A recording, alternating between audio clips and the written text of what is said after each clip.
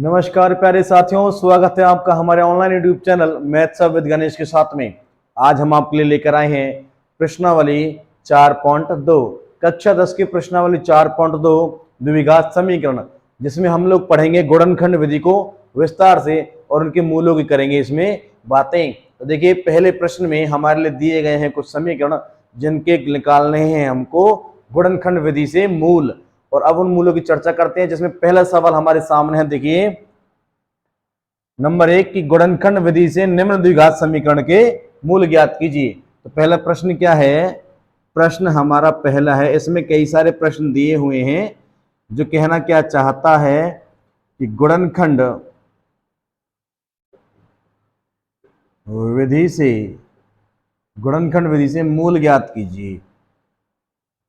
गुणनखंड विधि से मूल ज्ञात कीजिए। तो देखिए, जो इसका पहला प्रश्न है x square minus 3x minus 10 बराबर 0। देखिए, हमें यहाँ पर कुछ बातों का चयन करना होगा। जैसे सबसे पहले कॉमन देखेंगे, अगर कोई संख्या कॉमन आ रही है तो उस कॉमन को सॉल्व करेंगे।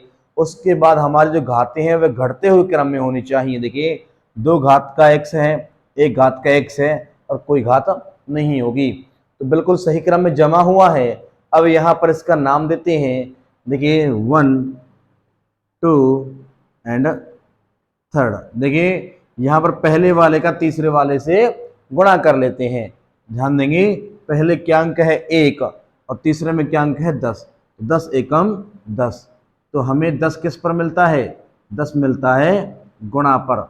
इसके बाद बीच में क्या मिलता है नंबर 2 पर? माइनस का 3।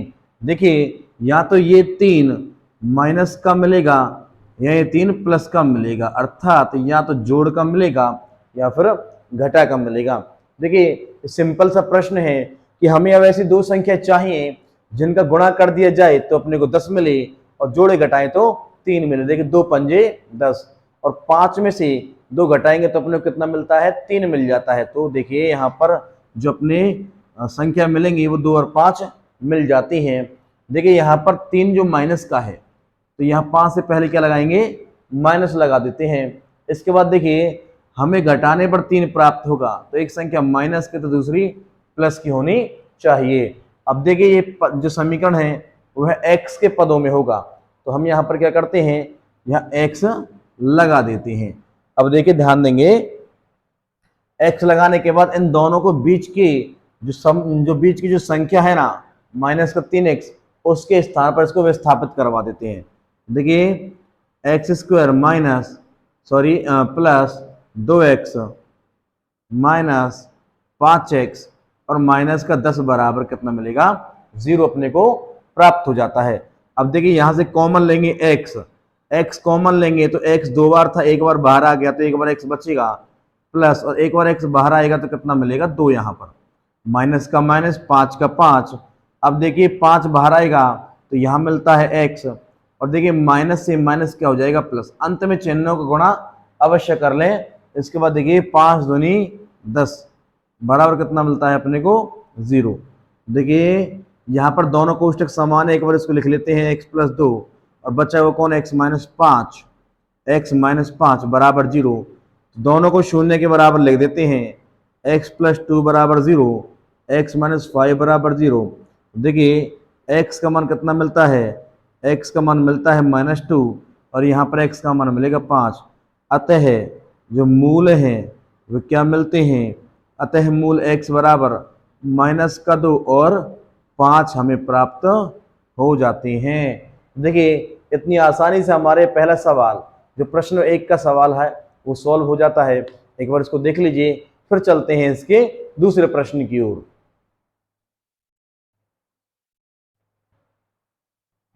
तो चलिए प्यारे साथियों, अब चलते हैं प्रश्न 1 के दूसरे सवाल की ओर।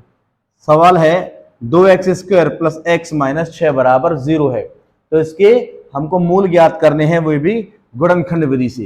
तो बिल्कुल जमा हुआ है, 2 घात फिर 1 घात फिर 1 भी नहीं, तो इसको फर्स्ट सेकेंड और थर्ड नेम देते हैं।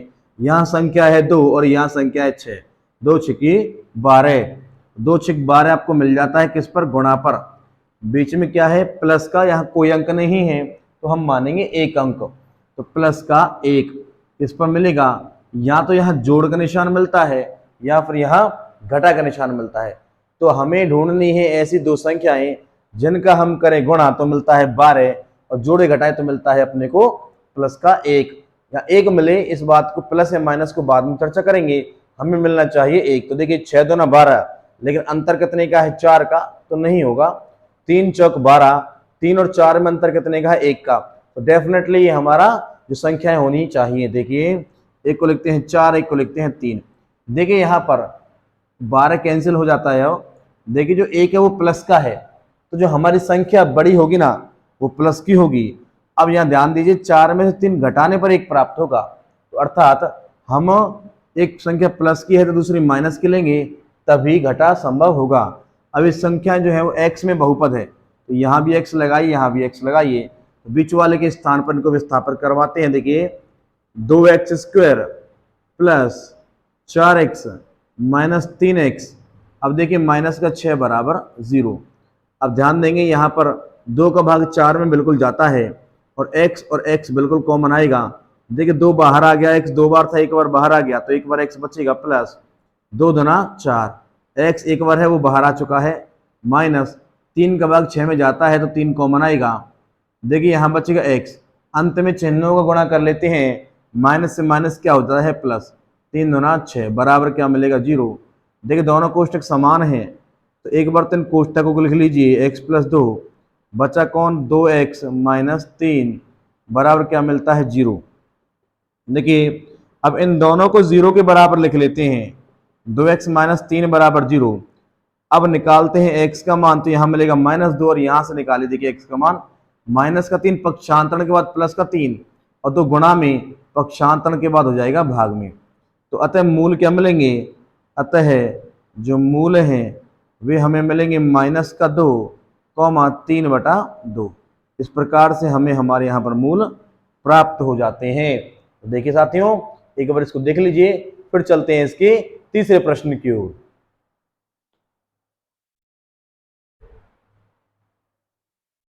चलिए प्यारे साथियों अब चलते हैं प्रश्न 1 के सवाल नंबर तीसरे की ओर। देखिए √2x² प्लस 7x प्लस 5 √2 बराबर 0।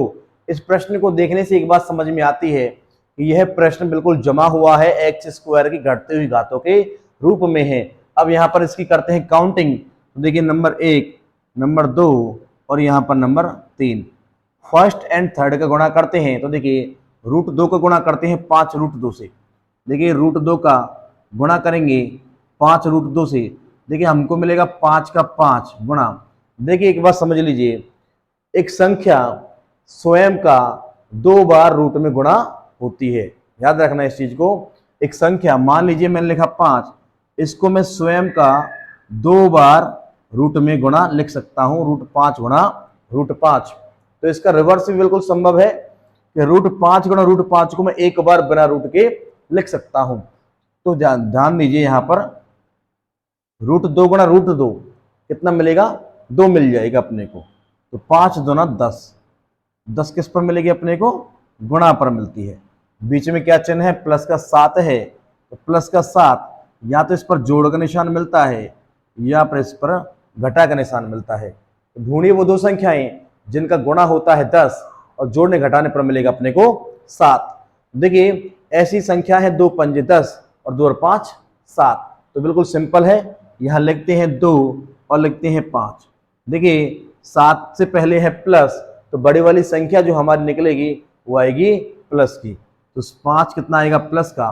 देखिए 2 और 5 को जोड़ने पर 7 मिलता है, यदि एक प्लस है तो दूसरी भी प्लस होगी तभी वे जुड़ सकते हैं। अब देखिए हमारा बहुपद x में है, तो यहाँ भी x और यहाँ भी x, बीच वाले के स्थान पर विस्थापित कर देते हैं। तो देखिए √2x², देखिए प्लस का 2x प्लस का 5x और इसके बाद अंत में थर्ड देखिए 5√2 बराबर 0।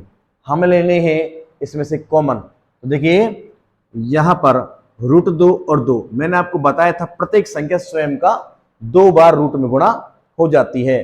तो 2 को हम क्या लिख सकते हैं, √2 गुणा √2। इसका तात्पर्य हुआ कि 2 में भी √2 छिपा हुआ है। तो हम यहाँ पर कॉमन लेंगे √2। अब देखिए यहाँ भी x है और यहाँ भी x है, तो एक कॉमन आएगा अपना x। देखिए √2 बाहर और एक x बाहर, तो मिलेगा एक x प्लस यहाँ से दो में से एक √2 बाहर आएगा तो एक √2 यहाँ पर बच जाएगा। एक x बाहर आ चुका है अपना, प्लस यहाँ 5 है, यहाँ भी 5 है, तो अपना कॉमन 5 आएगा। इसके बाद देखिए x प्लस यहाँ देखिए प्लस प्लस प्लस ही मिलने वाला है, और 5 बाहर आएगा तो क्या मिलेगा, √2 मिलेगा, बराबर मिलेगा 0 के। दोनों कोष्टक अपने समान हैं, एक बार इसको लिख लेते हैं। देखिए और बचा हुआ है √2x प्लस 5, √2x प्लस 5 बराबर आएगा 0 के। एक बार इसको 0 के बराबर लिख दीजिए। देखिए x प्लस √2 बराबर 0 और √2x प्लस 5 बराबर 0 के। तो देखिए यहाँ मिलता है x बराबर, ये प्लस का √2 पक्षांतरण के बाद मिलेगा माइनस का √2। यह x का मान निकाले, देखिए माइनस का प्लस का 5 है, पक्षांतरण के बाद हो जाएगा माइनस का 5, और √2 गुणा में यहाँ जाएगा भाग में, बटा में √2। देखिए आप चाहें तो इस √2 का रैशनलाइजेशन अर्थात परमीकरण कर सकते हैं, लेकिन हमें यहाँ पर इसकी कोई आवश्यकता नहीं है। तो अतः मूल जो होंगे ना अपने, अतः जो मूल होंगे x बराबर माइनस का √2 वह माइनस के 5 बटा √2 प्राप्त होते हैं। देखिए दोस्तों, इसी के साथ में हमारा तीसरा प्रश्न समाप्त होता है। एक बार इसको देख लीजिए, फिर इसके अंतिम दो सवालों की ओर चर्चा करते हैं।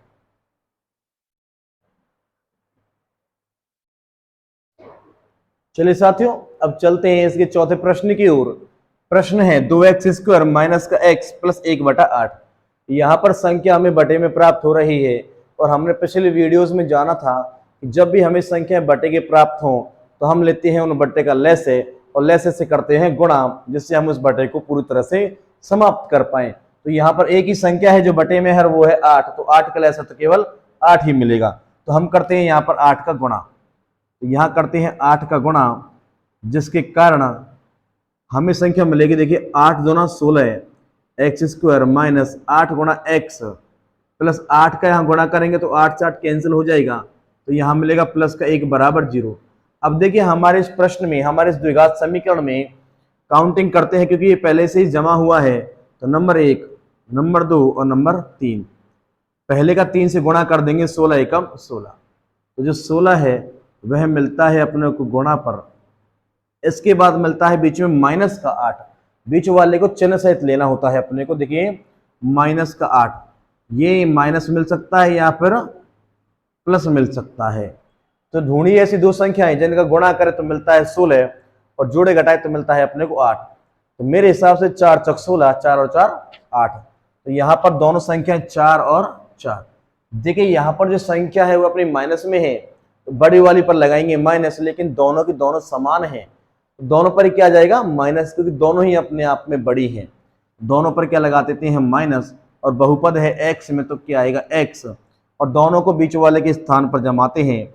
16x² माइनस के 4x और माइनस के 4x, और मिलेगा प्लस का 1 बराबर 0। बीच वाले के स्थान को रिप्लेस कर दिया है हमने इससे। तो देखिए यहाँ पर क्या 16 का भाग 4 में जाता है, नहीं जाता। रिवर्स कीजिए, 4 का भाग 16 में जाता है, बिल्कुल जाता है, तो 4 कॉमन आएगा। x यहाँ भी, x यहाँ भी, तो x कॉमन आएगा। देखिए 4 चौक 16 तो 4 मिलेगा, और x 2 बार था, एक बार बाहर आ गया तो एक बार मिलेगा माइनस 4x का 4x बाहर, तो क्या मिलेगा 1। अब देखिए माइनस का माइनस, इन दोनों में से क्या कॉमन आ रहा है, इनमें से कोई कॉमन नहीं आता, तो अर्थात इसमें से केवल एक कॉमन आएगा। तो देखिए 4x का 4x, अंत में चिन्हों को गुणा कर लीजिए, माइनस प्लस माइनस, 1 एकम 1 बराबर क्या मिलती है 0। देखिए दोनों हमारे जो कोष्टक हैं वो बिल्कुल समान है, हमारे ब्रैकेट्स जो हैं बिल्कुल समान है। तो देखिए 4x माइनस 1 बचा कौन, 4x माइनस 1 बराबर क्या मिलेगी अपने को 0। तो देखिए दोनों को बराबर कर देते हैं 0 के, 4x माइनस 1 बराबर 0, 4x माइनस 1 बराबर 0। तो देखिए x बराबर क्या मिलेगा, ये माइनस का 1 पक्षांतरण के बाद प्लस का 1, और 4 गुणा में है, ये जाएगा भाग में, और यहाँ भी x बराबर ये मिलेगा 1/4। तो अतः जो इसके मूल होंगे, अतः जो इसके मूल होंगे वो x बराबर 1/4 वह 1/4 हमको प्राप्त हो जाते हैं। देखिए साथियों, सबसे बड़ी बात है इसमें दोनों ही मूल हमें समान प्राप्त हुए हैं। इन्हें कहते हैं मूलों की प्रकृति, जिसके बारे में हम आगामी प्रश्नावली में पढ़ेंगे। मूलों की प्रकृति के लिए हम विविक्तिकर निकालेंगे। इस समीकरण के लिए जो विविक्तिकर निकलेगा वो डी बराबर पॉजिटिव आएगा, अर्थात बी स्क्वायर माइनस 4ac से हमारा पॉजिटिव आएगा। तो उसकी चर्चा करेंगे बाद में, देख लीजिए इसको। इसके बाद चलते हैं अपने अगले सवाल की ओर।